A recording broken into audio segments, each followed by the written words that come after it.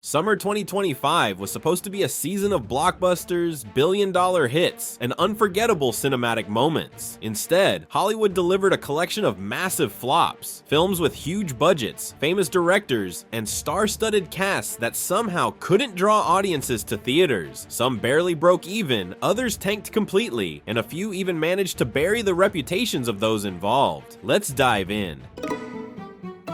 Even the most beloved franchises can stumble. Smurfs, directed by Chris Miller, was released this summer with high hopes. The film featured a star-studded voice cast, including Rihanna as Smurfette, and had a $58 million budget. Audiences expected a fresh, magical adventure, but the movie only earned $117 million worldwide, underperforming compared to other family releases. Now, don't get me wrong, the film did make a profit, but with a score of only 20% critic review on Rotten Tomatoes, I feel like there is some explaining to do. The film struggled to find its tone, wavering between slapstick comedy and action sequences, leaving viewers confused about the kind of story they were watching. Characters lacked depth, including Smurfette, making it hard for audiences, particularly children, to connect. Pop culture references and attempts at modern humor often fell flat, alienating both longtime fans and new viewers. But that isn't the only thing. Behind the scenes, production faced challenges. The creative team tried to modernize the Smurfs while keeping their classic charm, but constant script changes and shifts in direction left the story feeling scattered and inconsistent. Marketing leaned heavily on Rihanna's star power, but failed to communicate the film's plot or tone effectively, leaving potential viewers unsure if it was worth a theater visit. Competing releases like Lilo and Stitch and How to Train Your Dragon further limited its audience.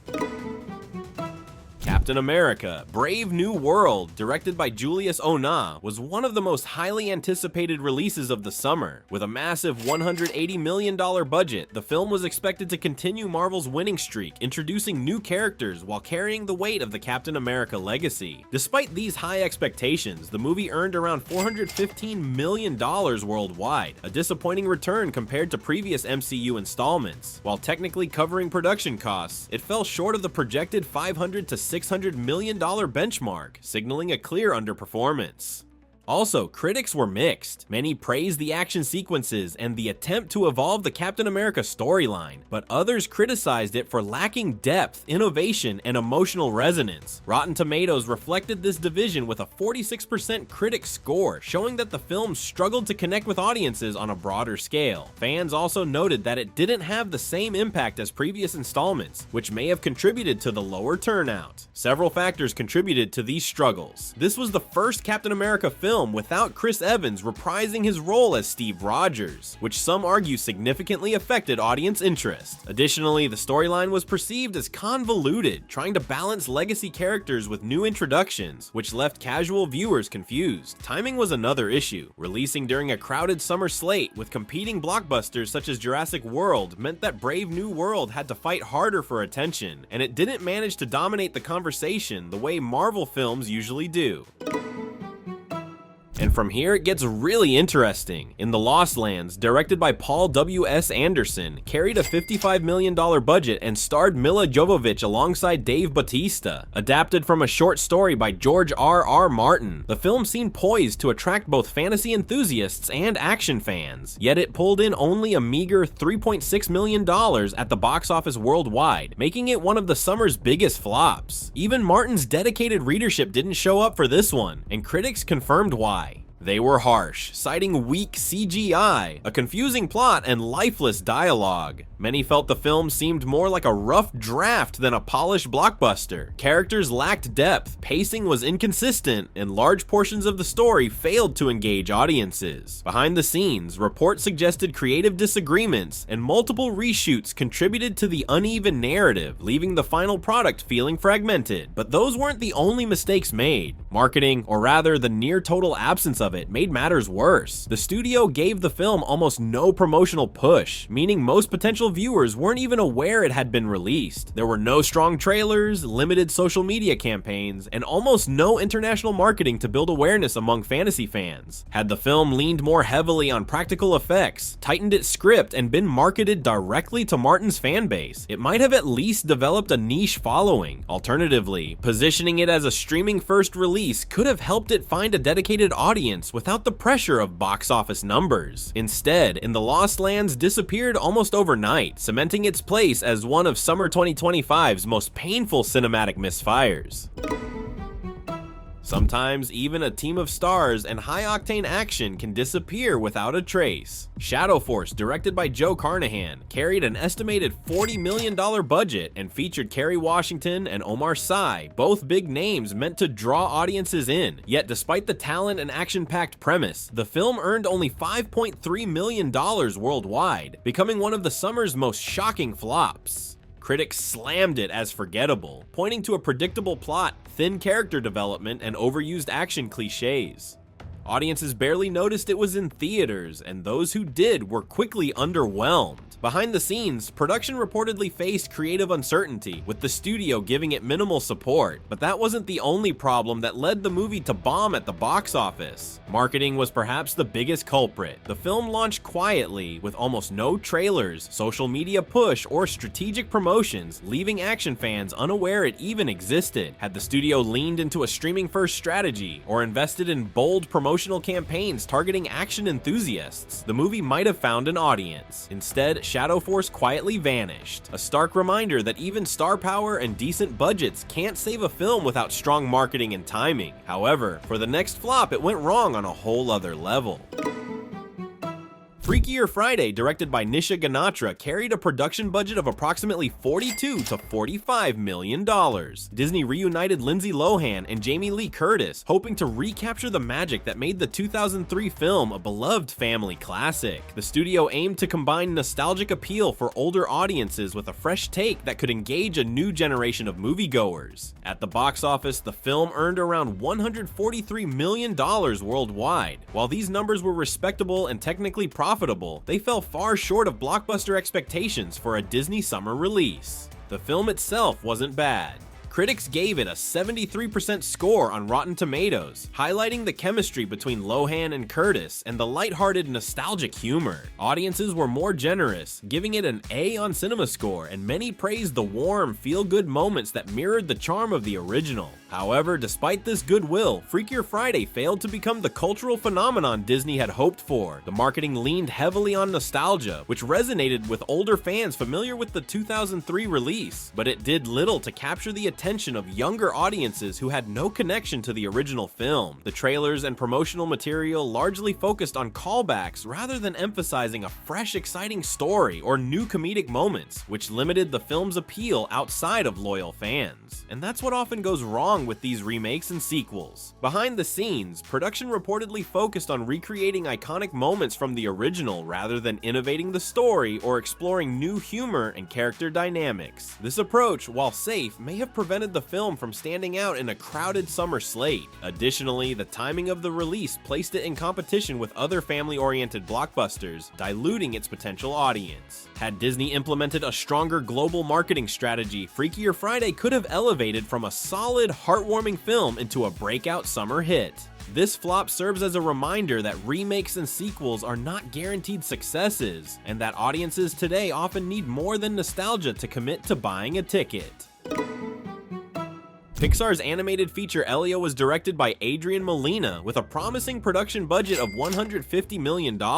Critics praised the creativity and humor in the story of a boy mistaken for Earth's ambassador to aliens, but audiences didn't exactly respond the same way. Marketing campaigns failed to highlight the film's emotional core, leaving casual viewers confused about what made it stand out from other animated releases. Families also leaned heavily towards streaming rather than making the trip to theaters, which further hurt momentum. One of the biggest issues came from behind the scenes. Pixar reportedly reworked the main character multiple times during production. Those changes left Elio feeling inconsistent and emotionally hollow. The boy at the center of the story lacked the depth and soul audiences normally associate with Pixar protagonists, making it hard for families to connect. Release timing didn't do Elio any favors either. It hit theaters while other animated heavyweights like Inside Out 2, Moana 2, and The Wild Robot were still pulling strong numbers, while upcoming titles like K-pop Demon Hunters stole attention from younger audiences. This crowded slate of family films made it easy for Elio to get overlooked. Had Pixar highlighted the story's humor and heart more effectively in promotions, and timed the release away from so many directors direct competitors, the movie might have stood a much better chance at box office success instead of just pulling in $153 million worldwide. Ballerina, directed by Len Wiseman, was an action spin-off designed to expand the John Wick universe. With a $90 million budget and Ana de Armas in the lead, expectations were sky high. Audiences anticipated a slick, adrenaline-fueled extension of the Wick franchise, but the film grossed only $132 million worldwide. While this technically covered production costs, it was far below what fans in the studio expected from a project tied to such a popular series. Critics highlighted a thin storyline and uneven pacing, noting that the film often felt more like an extended side quest than a standalone adventure. Even with Ana de Armas' star power, which has become immense in recent years, it's surprising how many box office flops she has been involved in, a reminder that even well-known actors can't always carry a film. Fans of the John Wick series were similarly underwhelmed, feeling that Ballerina didn't contribute enough to the main storyline to justify its existence. Behind the scenes, the production faced challenges, including shifting scripts, rushed schedules, and changes in creative direction, all of which likely weakened the final cut. Had the filmmakers established a stronger connection to the main John Wick storyline, Ballerina might have stood out as a compelling spin-off rather than a forgettable side story. Now, this one is really chipping away from the studio's reputation. Marvel's ambitious 2025 ensemble project Thunderbolts was directed by Jake Schreier and carried an $180 million budget. The film brought together a roster of anti-heroes pulled from previous MCU installments, promising fans an exciting mix of familiar faces and new dynamics. On paper, it seemed poised to dominate the summer box office. Instead, it earned $382 million globally. Profitable, yes, but far below the billion-dollar benchmark Marvel had hoped for. Critics pointed to a tonal imbalance, too dark for younger audiences yet unfocused for older ones. Casual moviegoers often felt lost if they hadn't kept up with every interconnected Disney Plus show, making the story inaccessible to anyone not fully immersed in the MCU. Online chatter added to the perception of Marvel fatigue, with some fans questioning whether the studio had stretched its cinematic universe too thin. Behind the scenes, reports suggested a rushed production schedule, script rewrites, and tight creative oversight, which may have contributed to the uneven tone. The film's marketing leaned heavily on the ensemble cast, but it didn't clearly communicate the story, leaving audiences unsure whether it was worth seeing in theaters. Had Marvel simplified the narrative, embraced a more self-contained story, and recaptured the lighthearted fun that made previous entries beloved, Thunderbolts might have connected better with audiences. Instead, this flop chipped away at Marvel's once seemingly bulletproof reputation, proving that even the mightiest cinematic universe can stumble.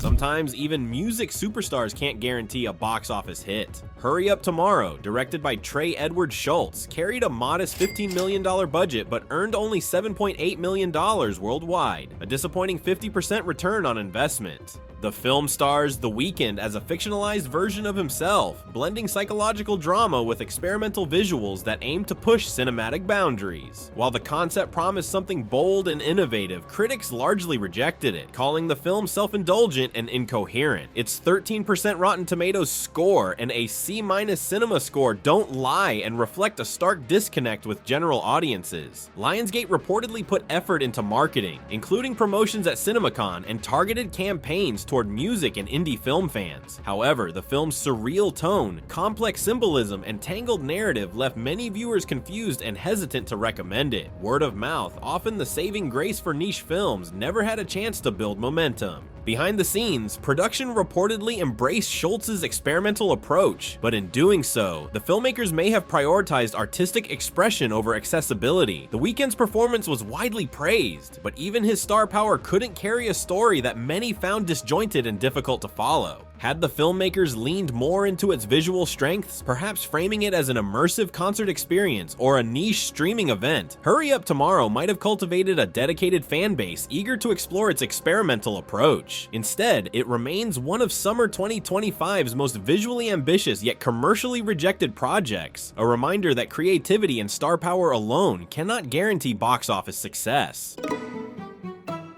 We all remember the murderous Megan, but this new direction quite literally destroyed the hit she once was amongst horror fans. Megan 2.0, directed by Gerard Johnstone, was intended to capitalize on the viral success of the original Megan. With an estimated budget of $15 to $25 million, they doubled down on its blend of horror and comedy. The sequel carried high expectations from both fans and the studio, yet it grossed only $39 million worldwide, a disappointing return for a franchise that had previously captivated audiences with its unique tone and meme-worthy moments. According to producer Jason Blum, the production team misjudged the sequel's direction, shifting mid-production from horror comedy to action comedy. This tonal pivot muddled the franchise's appeal, leaving both returning fans and new audiences confused about what kind of experience to expect. Compounding the issue, the release date was moved from January to the crowded summer slate, placing it against other high-profile blockbusters and tightening the timeline for marketing campaigns. Despite the return of key cast members and some positive reviews praising the performances and visual effects, many audiences found the film tonally inconsistent and lacking the charm that had made the first Megan a cultural phenomenon. Critics noted that while the production values were solid, the narrative and comedic timing felt scattered, diluting the horror comedy punch the franchise was known for. Had the studio embraced the playful horror elements fully, leaned into the meme culture that made the first Megan explode online, and maintained a clear, consistent tone, Megan 2.0 might have replicated or even exceeded the original success. Instead, it ended up as summer 2025's most spectacular misfire, a reminder that sequels, no matter how promising, can falter if they stray too far from what made the original resonate. So there you have it, 10 films that Hollywood bet on in summer 2025, but completely bombed at the box office. Which of these was the worst? Drop your thoughts in the comments. Don't forget to like the video, and we'll see you in the next one.